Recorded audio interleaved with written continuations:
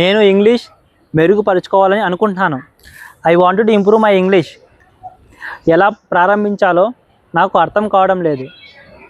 I don't know how to start.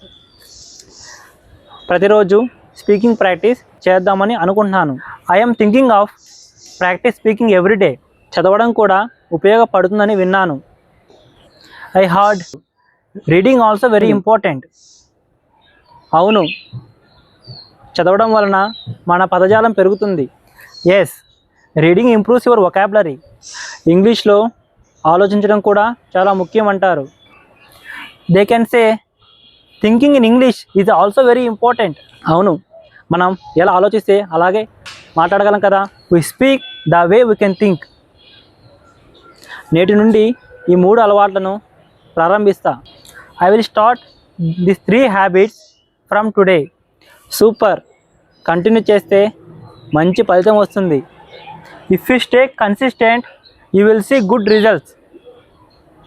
If you find this information helpful, please like, share and follow my channel.